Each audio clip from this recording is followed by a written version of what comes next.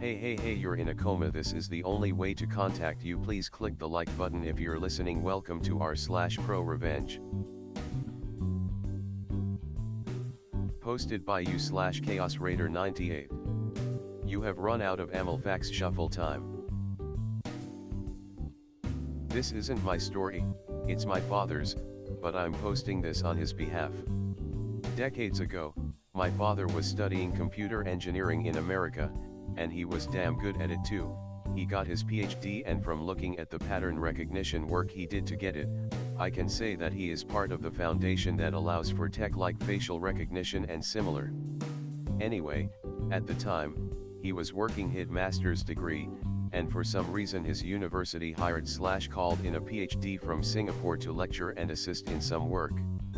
This guy was 10/10's asshole. Nobody liked him, and the only thing he ever did was rub his PhD in your face, because if you only had a bachelor's then you were below him. This guy would disrupt things, cut you off constantly, dismiss your opinions, etc. At some point, my father and his friends got sick of his shit, so they developed a simple, yet infuriating plan to put the guy in his place.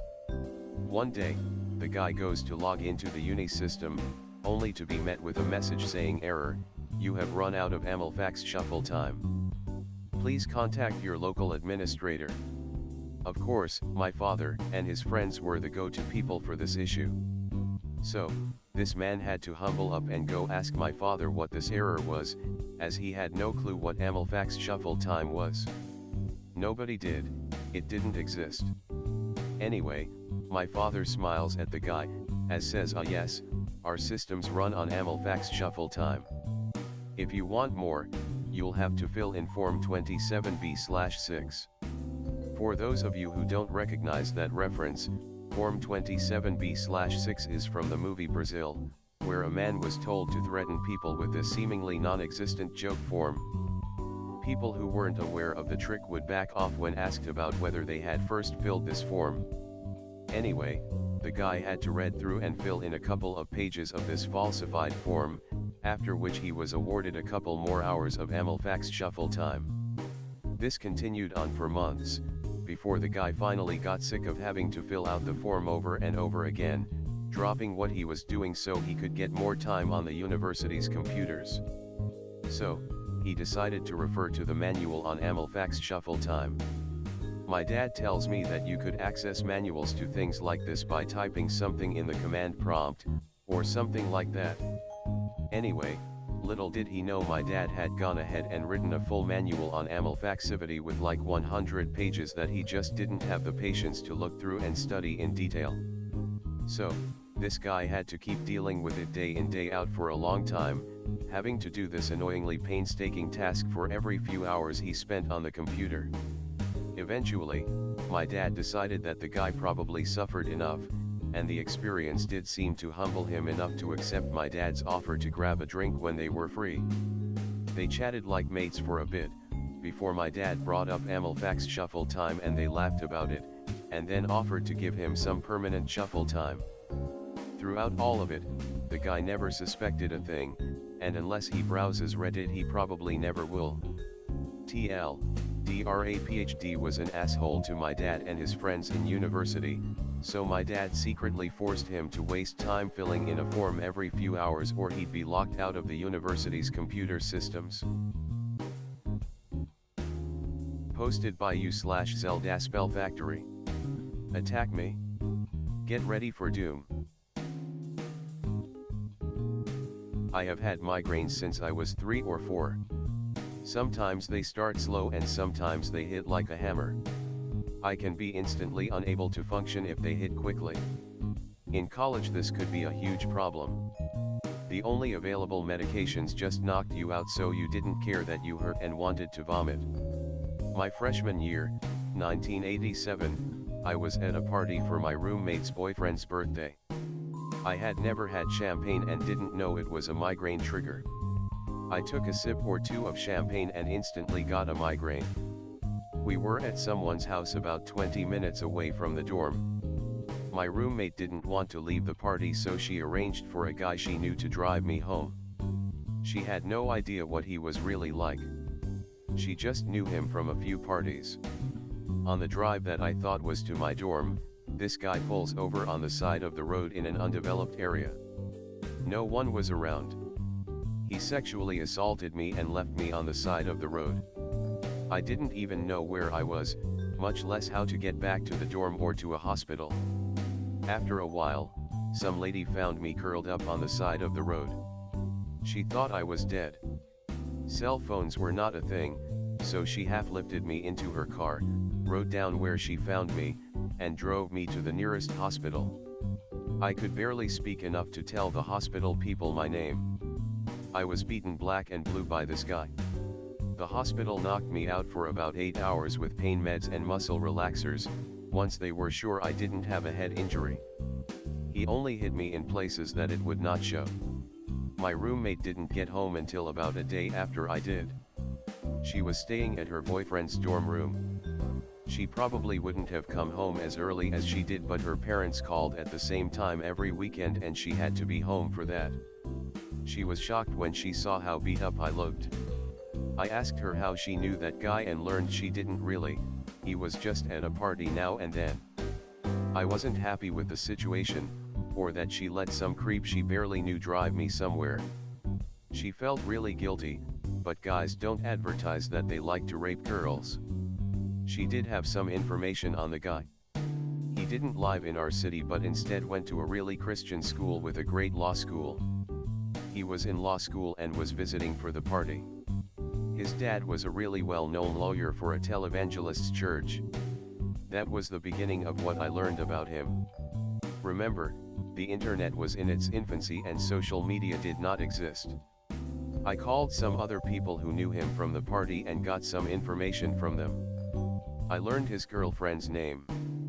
Then I went to the library and learned about this girlfriend, the church, the law school, the college he was at, etc. I had photos from the hospital. I had declined to press charges because even then I knew that it would be hard to prove. Even with all the bruises, it would be my word against his.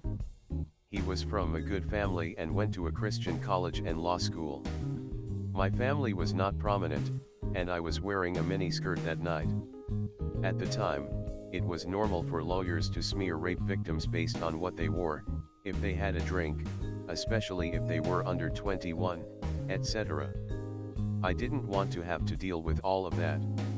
I just wanted to ruin his life without having it ruin mine. I got phone numbers for the dean of his law school, the head of the college overall, for his father, for his girlfriend, and for the person who owned his apartment complex. He lived in some fancy apartment owned by a guy who was a big donor to the college. It was for people getting master's or law degrees or medical degrees after they already had bachelor degrees. The apartments were given out as a type of scholarship to the school, and they were supposed to be really nice. I never went there, so I don't know firsthand what they are like, but I heard about them from this guy's friends. I wrote some letters, including tear stains that made some of the writing blur a bit. I included copies of the photos of my bruises. I said that I didn't want to press charges because I knew it would be an embarrassment to the college/law school/televangelist/his parents, whichever one fit the person I was writing to. I just thought they ought to know because he could harm a member of their family/congregation/school. He could also be a huge publicity nightmare if he did this to someone else, and I didn't want that because I believed in their message, sent to the church and the school. I called the girlfriend, her number was in the phone book, and told her that her boyfriend raped and beat me. She cried, and said he had beaten her too, but she thought it was her fault. I told her the rape was not my fault, I was trying not to puke when he attacked me. I told her to stop seeing him and have nothing to do with him if he treated her that way. She said that her family would be upset as he was from such a good family and he was so well thought of at the law school. I didn't tell her that I was working on ruining that for him. I sat back and waited for things to happen after I mailed the letters.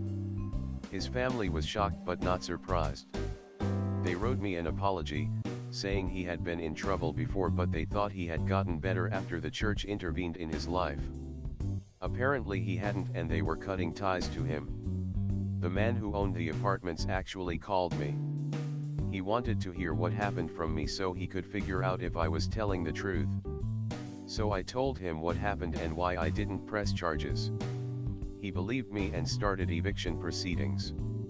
A representative from the church called me to ask me to stop telling lies about the guy.